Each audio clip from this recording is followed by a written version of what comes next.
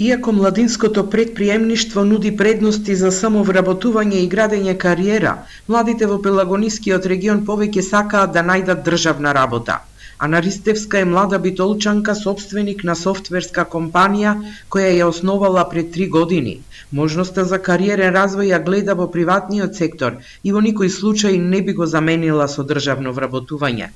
Нејзината успешна приказна може да биде пример за многумина, затоа што Ана вели можности има, младите треба да ги пронајдат, да истражуваат, дури и во услови на криза која ја наметна пандемијата.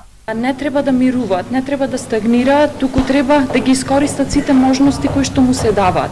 А тие можности во моментот кај нас, во нашата земја, се представени преку најразлични повици од најразлични институции каде што можат да се земат средства за да се започне сопствен бизнис.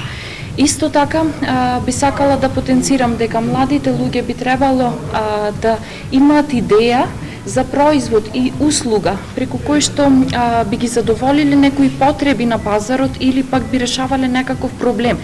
Експертите велат дека млади предприемачи може да се создадат, а иако има извесен напредок, сепак потребно е уште многу работа, посебно на локално ниво, за нивна институционална подршка при влез на пазарот на труд.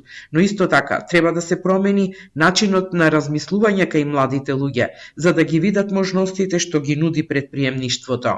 Младите треба да ја наминат таа парадигма за државно вработување и да го сменат нивниот мајндсет или мисловен сет, да почнат да размислуваат да отвораат своји сопствени бизниси, бидејќи младинското предприемништво, покрај тоа што им овозможува да ја зголемат самодовербата, всушност им се обезбедува и постигнување на една економска независност.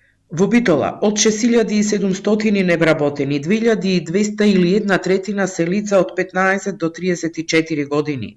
За потребната локална институционална подршка, за решавање на проблемот со младинската невработеност, за вештините кои треба да ги развиваат младите предприемачи, се дебатираше на трибина во организација на Младинското здружение Интерактив од Битола.